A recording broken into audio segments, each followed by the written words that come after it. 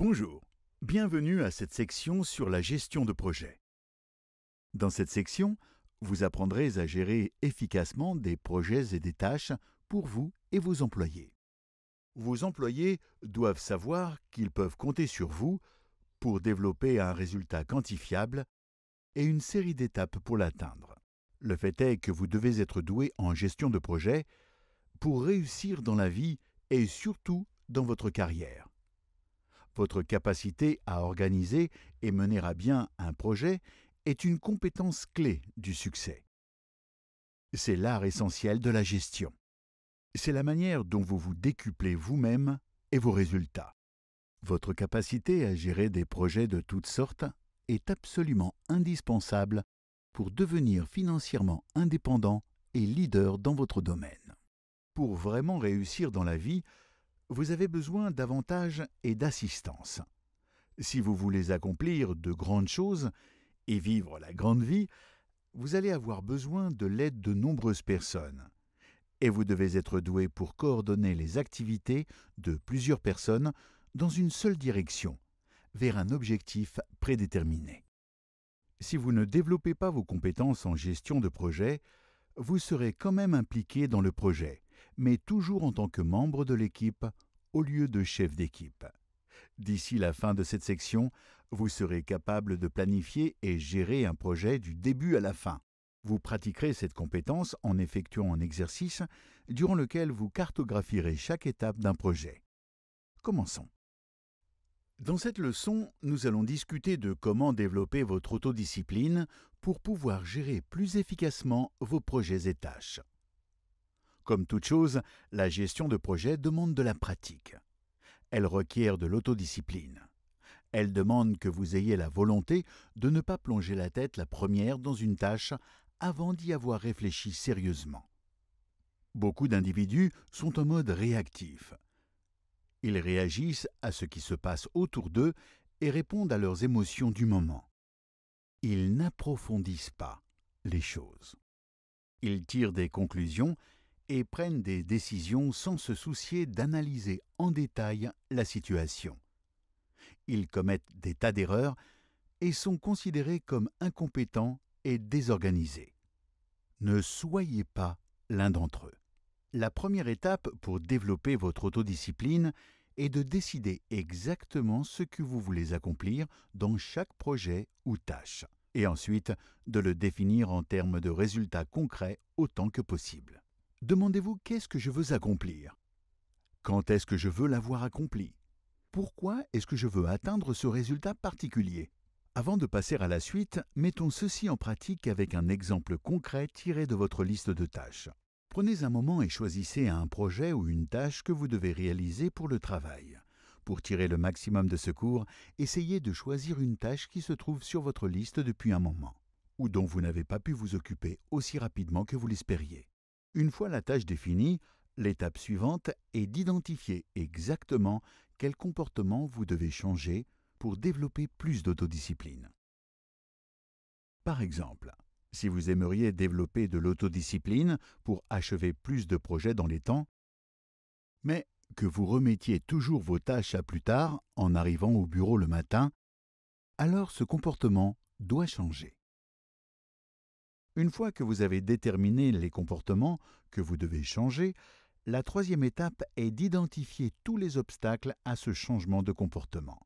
Par exemple, dans l'exemple que je viens de donner, un de vos obstacles pourrait être que vous remettez vos tâches à plus tard le matin parce que vous manquez d'énergie, que ce soit parce que vous n'avez pas assez dormi ou pas bien planifié votre journée la veille, et donc vous ne savez pas par où commencer le matin. La quatrième étape est sans doute la plus importante du processus, et c'est de concevoir un plan d'action. Après avoir complété les autres exercices, vous devriez avoir une idée claire de ce que vous voulez exactement. Maintenant, prenez votre plume et déterminez les étapes nécessaires pour développer cette discipline. Devriez-vous vous coucher plus tôt? Commencer à planifier vos tâches la veille? Avoir un agenda ou un autre outil pour vous aider à garder le cap?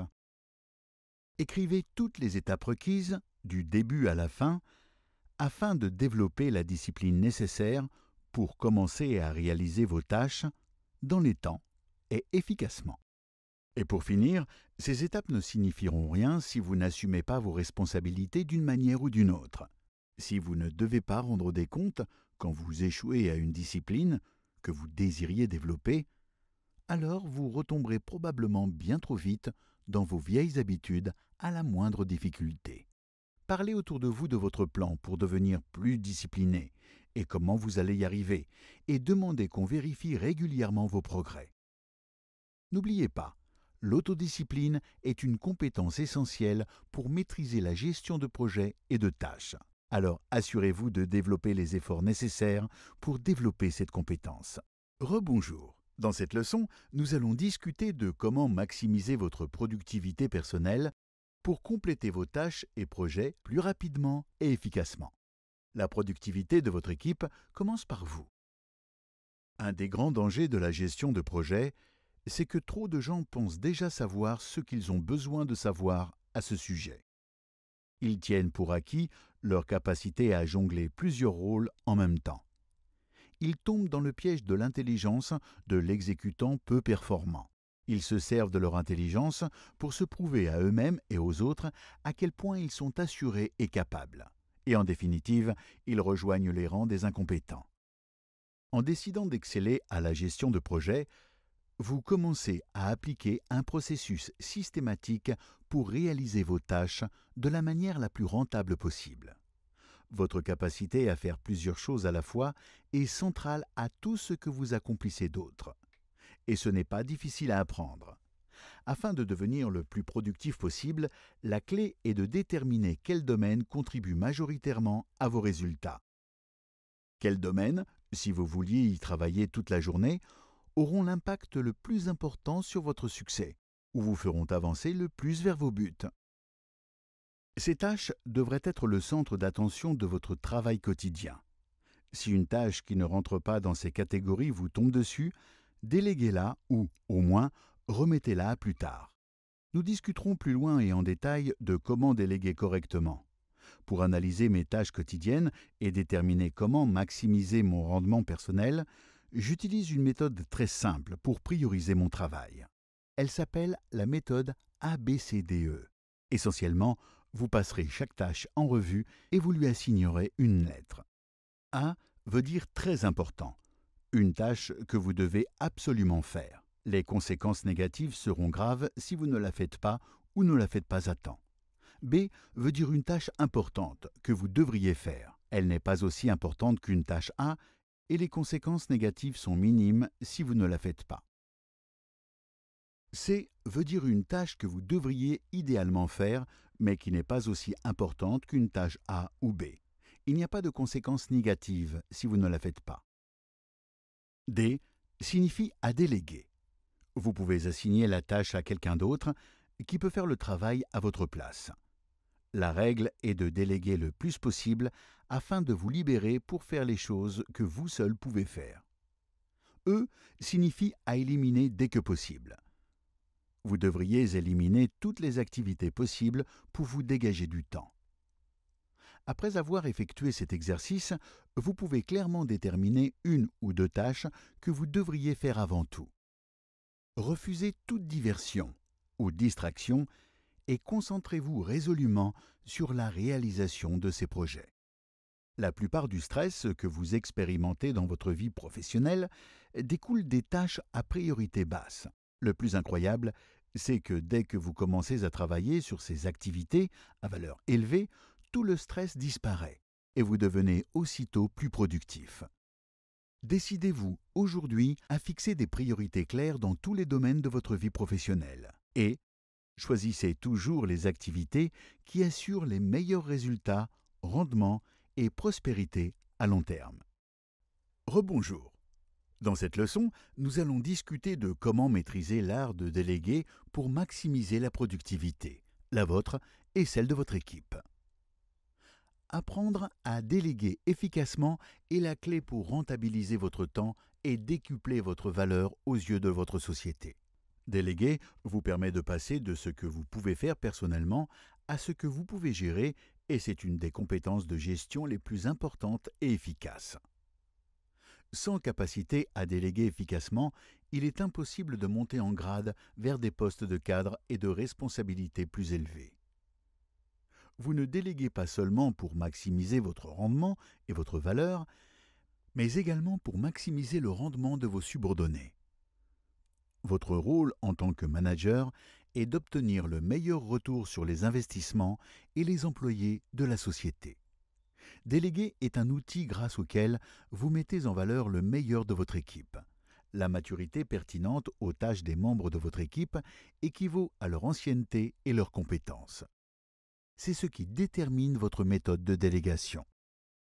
Une faible maturité pertinente aux tâches signifie que vos employés sont nouveaux et inexpérimentés dans ce travail. Dans ce cas, utilisez un style de délégation directe. Dites à la personne exactement ce que vous voulez qu'elle fasse. Une maturité pertinente aux tâches, moyenne, signifie que votre équipe a de l'expérience et sait ce qu'elle fait. Dans ce cas, utilisez une méthode de gestion efficace en déléguant les objectifs. Expliquez à votre équipe le résultat final souhaité, puis laissez-les faire sans intervenir. Une maturité pertinente aux tâches, élevée, survient quand l'employé est très expérimenté et compétent. Votre méthode de délégation dans ce cas est simplement une interaction. À présent, voici 7 étapes essentielles de gestion et de délégation efficace qu'il vous faut savoir avant de commencer. La première est de sélectionner la bonne personne. Choisir la mauvaise personne pour une tâche clé est une raison majeure d'échec. La deuxième est de faire correspondre les exigences de la tâche aux capacités de la personne. Soyez sûr que la personne à qui vous déléguez la tâche est capable de bien faire le travail. La troisième étape est de déléguer efficacement à la bonne personne.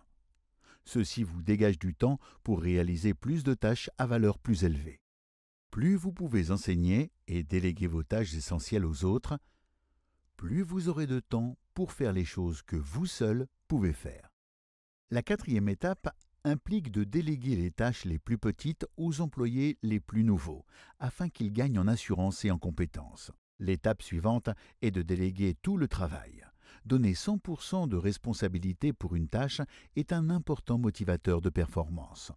Plus vous assignez des responsabilités aux bonnes personnes, plus elles gagnent en assurance.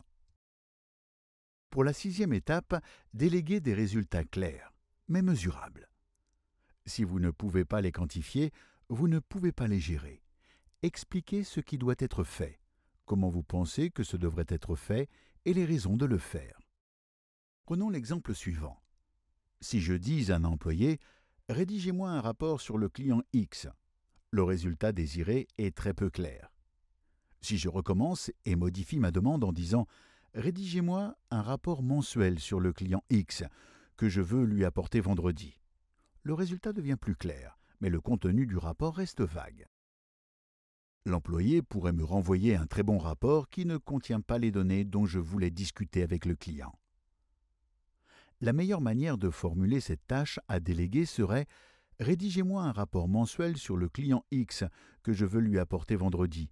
Le rapport devrait aborder les derniers développements, A, B et C, et les principaux indicateurs clés de performance. » Vous devriez également expliquer pourquoi vous avez besoin de cette tâche, afin que vos employés sachent pourquoi ce qu'ils font est important. Et la dernière étape est de déléguer avec participation et discussion. Invitez les questions et soyez ouverts aux suggestions. Il y a un lien direct entre la participation et la discussion sur une tâche et la compréhension, l'acceptation et l'engagement envers cette tâche. Déléguez de telle manière que votre équipe sorte de la discussion en sentant que c'est à eux de jouer, qu'ils savent ce qu'ils font, qu'ils sont responsables. La plupart du stress que vous expérimentez dans votre vie professionnelle découle des tâches à priorité basse. Étonnamment, dès que vous commencez à travailler sur ces activités à valeur élevée, tout le stress disparaît et vous devenez aussitôt plus productif. Quand vous déléguez, n'oubliez pas de pratiquer la gestion par exception. Fixez des objectifs, critères et échéances clairs pour les tâches déléguées. Une tâche sans échéance n'est qu'une discussion. Puis, demandez à vos subordonnés de venir vous trouver uniquement s'ils rencontrent un problème. Tant qu'ils sont dans les temps et les limites budgétaires, inutile de venir au rapport. Vous pouvez supposer qu'ils ont la tâche sous contrôle. La clé pour renforcer les capacités de votre équipe, c'est d'apprendre à déléguer et à développer des compétences de gestion efficaces. Apprenez à déléguer efficacement à quelques employés et vous aurez bientôt une plus grande équipe à laquelle déléguer, ainsi que de plus grandes responsabilités en raison de vos compétences de gestion et de délégation efficaces. Rebonjour. Dans cette leçon, nous allons discuter de comment fixer des priorités pour vous et votre équipe pour assurer que vous travaillez sur des projets de plus grande valeur. Un aspect clé de la gestion de projet est de prendre le temps de réfléchir et visualiser l'avenir. En utilisant la perspective à long terme dont nous avons discuté au début du cours, projetez-vous dans 5 ans et réfléchissez à comment vous aimeriez que soit votre société et votre équipe. Créez une image mentale de ce à quoi elle ressemblerait et puis réfléchissez aux mesures que vous devez prendre dès aujourd'hui pour en faire une réalité. Pensez à la voie suivie par la société et où vous aimeriez que votre équipe se situe afin de tourner votre orientation future sur vos objectifs et non sur votre passé. Concentrez-vous sur les opportunités plutôt que les problèmes. Réfléchissez aux solutions et aux actions spécifiques que vous pourriez mettre en place plutôt qu'aux choses qui sont allées de travers et qui en est responsable. Continuez à vous demander « Où va-t-on maintenant ?» Dans de nombreuses sociétés, les cadres supérieurs passent 80% de leur temps sur les problèmes de la veille plutôt que sur les opportunités du lendemain. Continuez à réfléchir à des façons de changer les choses que vous faites aujourd'hui pour que votre orientation future concorde avec vos désirs. Quand vous fixez des priorités, souvenez-vous que les 20 premiers pourcents de n'importe quelle tâche constituent généralement 80% de sa valeur. Une fois que vous travaillez sur cette tâche, les 20 premiers pourcents du temps que vous passez à planifier et organiser les ressources nécessaires pour accomplir la tâche constituent généralement 80% de votre succès. Quand vous fixez des priorités, concentrez-vous toujours sur les 20 premiers pourcents de la tâche. Mettez-vous au travail.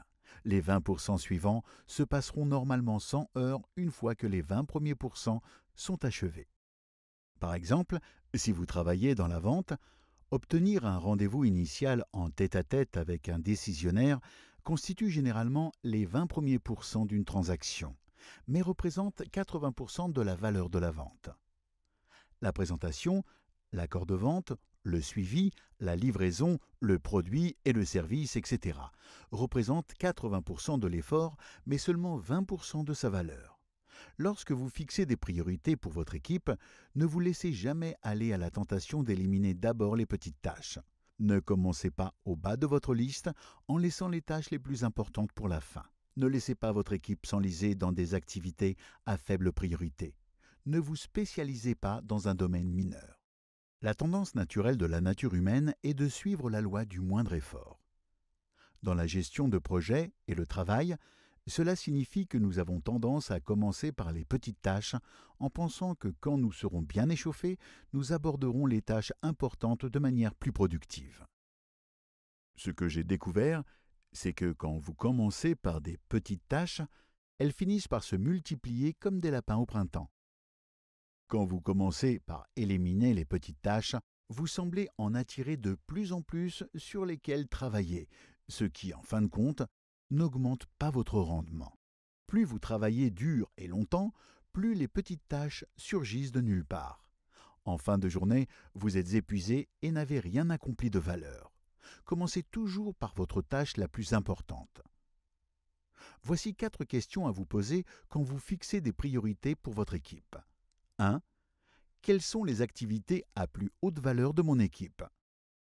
Souvenez-vous que la valeur de votre travail vient majoritairement de 3 activités. Lesquelles de ces activités contribuent la plus grande valeur à votre société? Quelles sont vos 3 activités principales? 2. Quels sont nos domaines d'intervention clés? Quels résultats spécifiques votre équipe doit-elle atteindre pour développer la société considérablement? De tous ces domaines d'intervention clés, lesquels sont les plus importants? 3.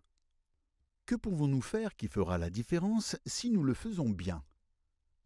Quelle est la chose que votre équipe peut faire et qui, si elle est bien faite, apportera une plus-value significative à la société? Faire cette tâche, la faire bien et la faire vite, peut avoir un impact majeur sur l'avenir de votre société. 4. Quelle est la meilleure utilisation du temps de mon équipe en ce moment? C'est une question clé dans la gestion de projet. Chaque compétence de gestion et de planification du temps vise à vous aider à déterminer la réponse correcte à cette question à chaque moment de la journée. Quelle est la meilleure utilisation du temps de mon équipe en ce moment? Une fois que vous avez posé ces questions et avez une liste, utilisez-la pour prioriser les activités sur lesquelles votre équipe travaille chaque jour, semaine, mois ou an. Quand vous leur montrerez l'impact que ces tâches auront sur la société et leur travail, ils seront probablement plus motivés à vous aider à réaliser ces objectifs. Félicitations, vous avez terminé cette section sur la gestion de projet. Comme nous en avons discuté dans cette section, savoir gérer efficacement un projet est non seulement une composante nécessaire d'un bon leadership, mais également la chose qui, si elle n'est pas faite correctement, pourrait vous coûter beaucoup de temps et d'argent. La gestion de projet est une compétence qui s'apprend comme le vélo. Elle peut être divisée en une série d'étapes que vous pouvez apprendre à maîtriser une à la fois. Les projets requièrent les efforts coordonnés de plusieurs personnes. Chacune étant responsable pour une partie du projet, chaque partie étant nécessaire pour la réalisation et la réussite du projet. Votre capacité à faire plusieurs tâches à la fois est une compétence critique pour réussir. Tous les accomplissements notables sont complexes et impliquent la coopération de nombreuses personnes.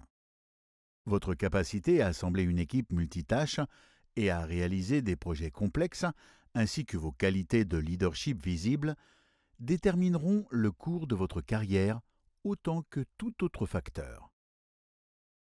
Cela vous permettra de vous décupler grâce au temps, au talent et aux efforts des autres et d'accomplir bien plus que vous ne pourriez jamais accomplir seul. Mais gérer des projets et les personnes collaborant sur ces projets n'est pas toujours facile. Dans la section suivante, nous aborderons le courage et son rôle dans la mentalité de leadership.